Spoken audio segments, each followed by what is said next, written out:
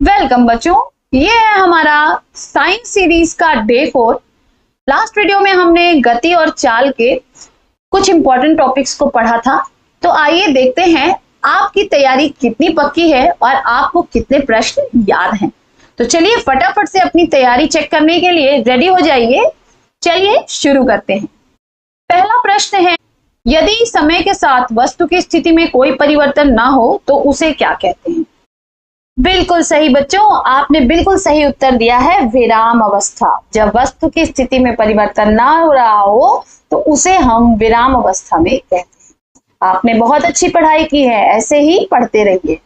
गतिशील अवस्था हम किसे कहेंगे बच्चों? जब समय के साथ वस्तु की स्थिति में परिवर्तन होगा तो उसे हम गतिशील अवस्था कहेंगे। चलिए आगे बढ़ते हैं। नेक्स्ट क्वेश्चन कह रहा है, उड़ती हुई तितली। देखिए तितली उड़ गई है बच्चों, किस अवस्था का एक सटीक उदाहरण है? विराम अवस्था, गतिशील अवस्था, स्थिर अवस्था या शून्य अवस्था? तो बच्चों बताइए ये तितली किस अवस्था में है? बहुत अच्छे बच्चों, ऑप्शन बी गतिशील अवस्था में है। चलिए आगे बढ़ते हैं। एक सीधी सड़क पर चलती हुई कार किस प्रकार की गति का उदाहरण है? देखिए यहाँ पर हमारी कार बिल्कुल सीधी भागी जा रही है, तो ये किस प्रकार की गति कर रही है? क्या ये वृत्तीय गति कर रही है? क्या ये दोलन गति कर रही है? क्या ये घूर्णन गति कर रही है? या क्या ये सरल रेखीय गति कर रही है?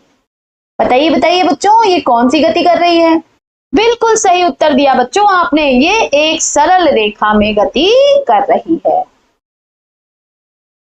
नेक्स्ट हमसे पूछ रहा है कि पृथ्वी के चारों ओर चंद्रमा की गति क्या कहलाती है? यहाँ पर मान लीजिए हमारी पृथ्वी है और इसके चारों ओर ये चंद्रमा घूम रही है, तो ये किस प्रकार की गति कर रहा है? क्या ये सरल रेखीय गति है? तो आपको पता है कि नहीं है। क्या ये वृत्तीय गति कर रहा है? क्या ये कंपन गति कर रहा है? क्या ये दोलन गति कर रहा है? जल्दी जल्दी से बच्चों कमेंट बॉक्स में आंसर देंगे आप। बिल्कुल सही, ये कौन सी गति कर रहा है? ये वृत्तीय गति कर रहा है। ऑप्शन बी जो है ये हमारा सही हो जाएगा। आप देख रहे हैं कि एक वृत्त बन रहा है, तो ये कैसी गति कर रहा है? वृत्तीय गति कर रहा है। नेक्स्ट बच्चों, अपने अक्ष के परतक घूमता हुआ लट्टू यानी स्पिनिंग टॉप किस गति का उदाहरण? देखिए यहाँ पर कितना सुंदर सा लट्टू घूम रहा है, तो ये कौन सी गति कर रहा है? क्या ये घूर्णन गति कर रहा है? क्या ये सरल रेखीय गति कर रहा है? क्या ये आवर्ती गति कर रहा है? क्या ये दोलन गति कर रहा है? बताइए बच्चों, फटाफट से आंसर देंगे आप। बिल्कुल सही, ये घूर्णन गति कर रहा है। अपने अक्ष के परितः घूमने को हम घूर्णन गति कहते हैं बच्चों।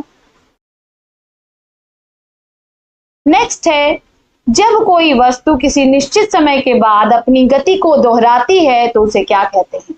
जब कोई वस्तु निश्चित समय के बाद अपनी गति को बार बार दोहराती है तो उस गति को हम क्या कहते हैं? क्या हम उसे दोलन गति कहेंगे, या आवर्ती गति कहेंगे, या घूर्णन गति कहेंगे, या वृत्तीय गति कहेंगे बच्चों? बिल्कुल सही बच्चों, ऑप्शन बी आवर्ती गति हमारा सही हो जाएगा। तो इस तरह की गति को हम क्या कहेंगे? आवर्ती गति कहेंगे। जब कोई वस्तु निश्चित समय के बाद अपनी गति को दोहराती है तो उसे हम आवर्ती गति कहते हैं, जैसे घड़ी की सुइयों की गति। देखिए फिर से हमारा वही क्वेश्चन आ गया कि घड़ी की सुइयों की गति को किस श्रेणी में रखा जाता है? तो अभी हमने देखा ऑप्शन सी आवर्ती गति हमारा यहाँ पर सही हो जाएगा। चलिए नेक्स्ट क्वेश्चन, जब कोई वस्तु अपनी माध्य स्थिति के दोनों ओर सरल रेखा में गति करती है तो उसे क्या कहते हैं? जब कोई वस्तु अपनी माध्य रेखा के दोनों तरफ गति करती है तो उसे हम क्या कहते हैं? इसे हम कौन सी गति कहेंगे बच्चों? क्या वृत्तीय गति कहेंगे? क्या दोलन या कंपन गति कहेंगे? क्या हम इसे घूर्णन गति कहेंगे? या हम इसे एक समान गति कहेंगे? बताइए बच्चों, आंसर आपको देने हैं। बिल्कुल सही, ऑप्शन बी हम इसे दोलन या कंपन गति कहेंगे। जब हम स्प्रिंग में देखेंगे तो हम इसे कंपन गति कहेंगे, जब हम लोलक को देखेंगे तो हम इसे दोलन गति कहेंगे। नेक्स्ट हमसे कह रहा है कि झूले में झूलते बच्चे की गति इनमें से किसका उदाहरण है? क्या ये दोलन या कंपन गति का उदाहरण है? क्या ये वृत्तीय गति का उदाहरण है? क्या ये सरल रेखीय गति है या क्या ये घूर्णन गति है? तो राइट आंसर बच्चों आप देंगे मुझे कि बच्चा ये झूला झूल रहा है तो ये किस प्रकार की गति कर रहा है। बिल्कुल सही बच्चों, ऑप्शन ए दोलन गति या कंपन गति से हम कहेंगे।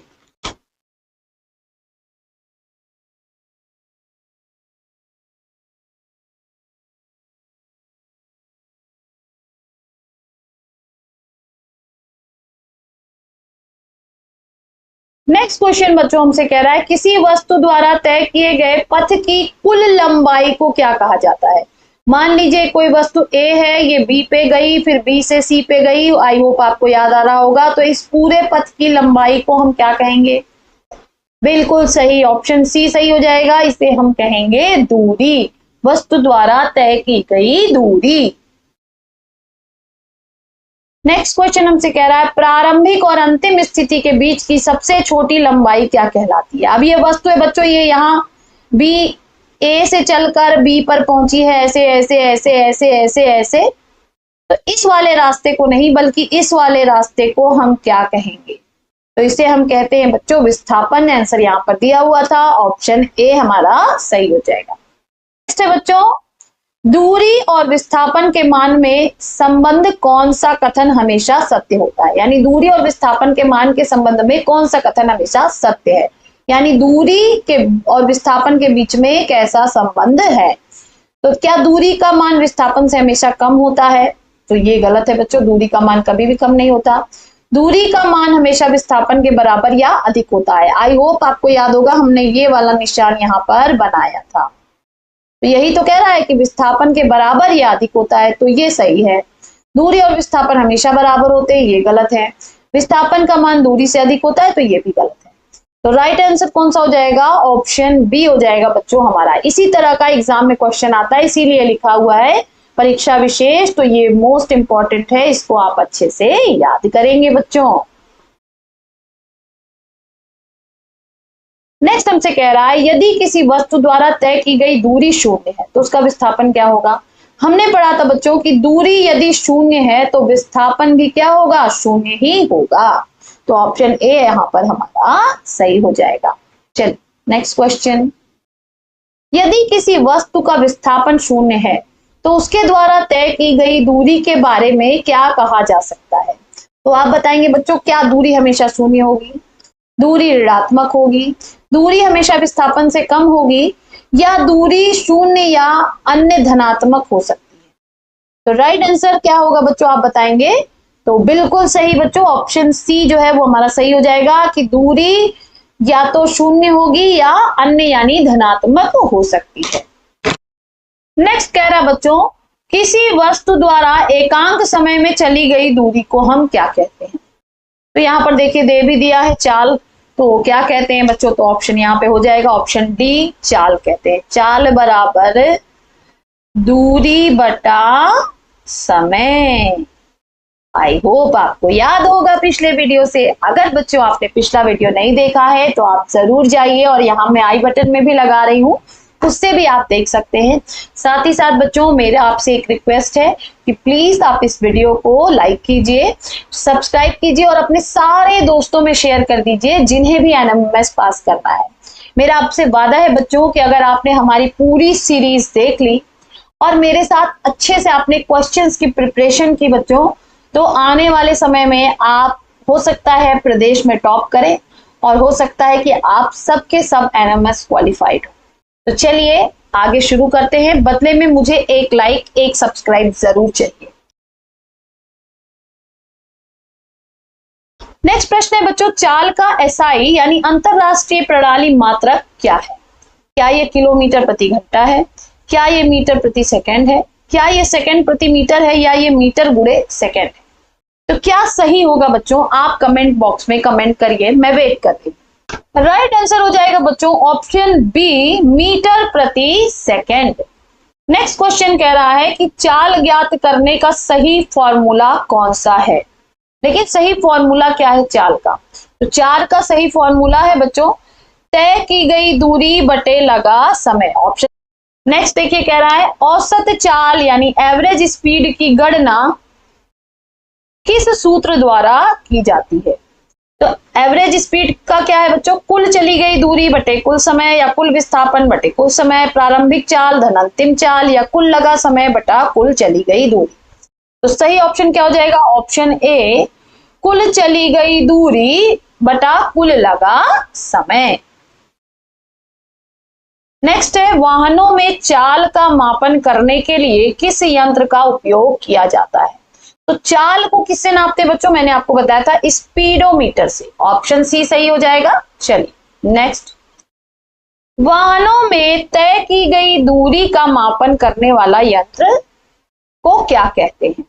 तो जब दूरी पूछेगा बच्चों तो हम किसको लगाएंगे, ओडोमीटर। ऑप्शन बी सही हो जाएगा और ये बहुत ही इंपॉर्टेंट है बच्चों, तो इसको नोट डाउन करेंगे आप कॉपी में। तो यहाँ पर बच्चों हमारे जो डे 3 की सीरीज थी उससे जुड़े हुए हमने सारे एमसीक्यू सॉल्व कर लिए। इससे रिलेटेड यदि आपको कोई डाउट है तो आप कमेंट बॉक्स में कमेंट करेंगे बच्चों, मैं उसका रिप्लाई जरूर करूंगी बच्चों। साथ ही साथ हमने एक व्हाट्सएप चैनल भी बना दिया है, तो नीचे मैं जो है बच्चों कमेंट बॉक्स में और डिस्क्रिप्शन दोनों में आपको उस व्हाट्सएप चैनल का लिंक दे रही हूँ। आप एनएमएमएस, नवोदय, श्रेष्ठा किसी की भी तैयारी करने के लिए उससे जुड़ सकते हैं। व्हाट्सएप चैनल के माध्यम से बच्चों यदि आप हमसे जुड़ जाते हैं तो आपको समय समय पर सारी सूचनाएं प्राप्त होती रहेंगी, कब आपका फॉर्म आया, कब आपको भरना है, कब आपको जाति आय प्रमाण पत्र पहले से बनवा के रखना है, तो इन सब की सूचना मैं उस व्हाट्सएप चैनल पर डालती रहूंगी। तो आप जरूर मेरे उस व्हाट्सएप चैनल को भी सब्सक्राइब करें और साथ ही साथ इस YouTube वीडियो को भी लाइक करिए बच्चों और इस YouTube चैनल को सब्सक्राइब कीजिए और बेल आइकन का बटन जरूर दबाइए ताकि आप आने वाले समय में एनएमएस क्वालिफाइड हो और आप अपनी ही कमाई से कक्षा 9 से 12 तक की पढ़ाई कर सके बच्चों। फिर मिलेंगे नेक्स्ट वीडियो में कुछ और प्रश्नों के साथ। तब तक के लिए पढ़ते रहिए, आगे बढ़ते रहिए। बाय बाय बच्चों।